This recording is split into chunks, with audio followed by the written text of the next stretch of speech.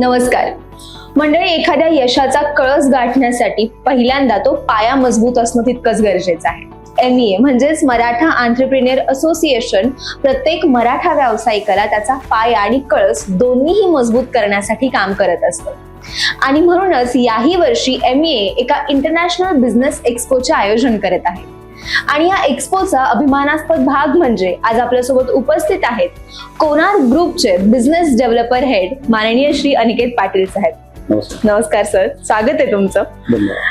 खरं तर कोणार्क ग्रुपने मुंबई सारख्या शहरात आपलं एक वेगळं नाव निर्माण केलं आहे. वेगळ्या वेगळ्या उत्कृष्ट असे प्रोजेक्ट्स घेऊन येत आहे. तर कशी सुरुवात झाली तुमच्या या बिझनेसची? तसं सांगायचं झालं कोणार्क बद्दल तर कोणार्क ग्रुप हा गेले 30 वर्ष झालं मुंबई आणि नवी मुंबई या एरियामध्ये काम करतोय.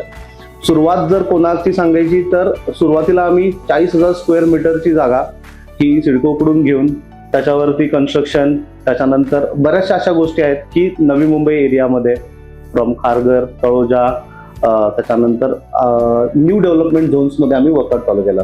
तर सुरुवातीला एक प्रोजेक्ट नंतर सेकंड प्रोजेक्ट, 2, 3 असं करत करत वेगवेगळ्या गोष्टी आम्ही बिल्टअप करत गेलो.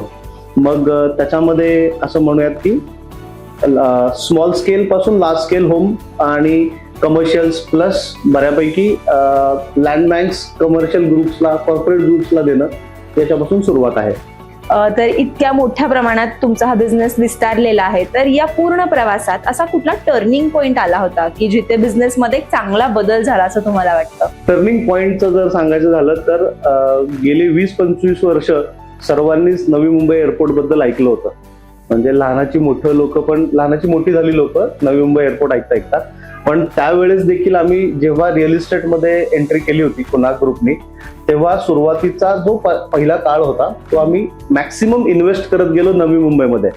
त्यामुळे आज त्याचा खरा बदल दिसतोय किंवा त्याच्याबद्दलचे जे बेनिफिट्स आहेत ते आज आम्हाला मिळत आहेत. कारण नवी मुंबई आज खऱ्या अर्थाने खूप मोठ्या प्रमाणात डेव्हलप होतोय आणि झालेलं आहे. पण नवी मुंबई हेच का? कारण आज मुंबई इतकं मोठं झालेलं आहे की प्रत्येक ठिकाणी वेगळे नवीन नवीन प्रोजेक्ट्स येत आहेत. तर मेन म्हणजे तुम्ही नवी मुंबईच का निवडलं किंवा पुढचे काही फ्युचर प्लॅन्स आहेत का? बघा, नवी मुंबईच का? कारण देशाचं एक फायनान्शियल हेड असं जर आपण म्हटलं तर मुंबई आहे आणि भविष्यातही मुंबईच राहणार आहे. नवी मुंबई का? कारण आज जर तुम्ही नवी मुंबईकडे बघितलं तर फक्त महाराष्ट्रच नाही, देशातील कानाकोपऱ्यातून लोक मुंबईकडे येण्याच्या वाटचालीने बघत असतात, ग्रो करण्यासाठी बघत असतात, व्यावसायिक दृष्टिकोनातून बघत असतात. त्यामुळं येणाऱ्या काही वर्षांमध्ये नवी मुंबई हे एक जगातलं असं लोकेशन असेल जिथे इंडस्ट्रीज पासून, कमर्शियल्स पासून, रेसिडेन्शियल साठी सगळ्यात मोठा स्कोप असणार आहे. मुंबईमध्ये काम करत असताना तुम्ही असं कुठलं वेगळेपण जपता? कारण बरेचसे रिअल इस्टेट प्रोजेक्ट आहेत, कंपनीज आहेत ज्या वेगळे प्रोजेक्ट देत आहेत लोकांना. तर आपण वेगळं असं काय देतो?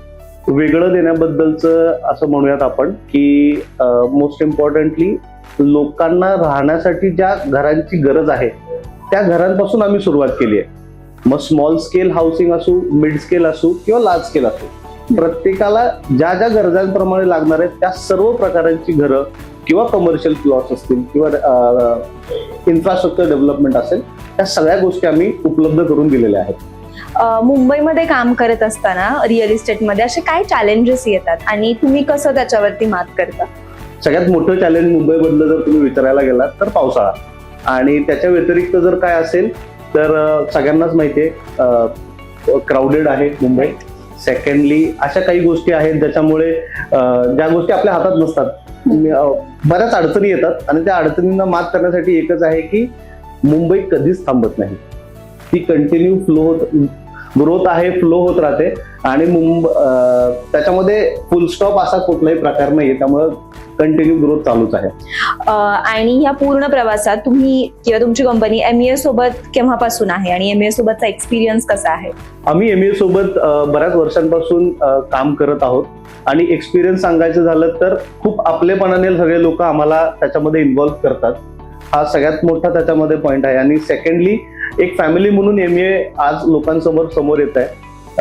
फक्त उद्योजकच नाही, प्रत्येक माणसासाठी MEA आहे हे मला सांगायला आवडेल आणि याचा अनुभव सगळ्यांनी घ्यावा अशी एक माझी इच्छा आहे.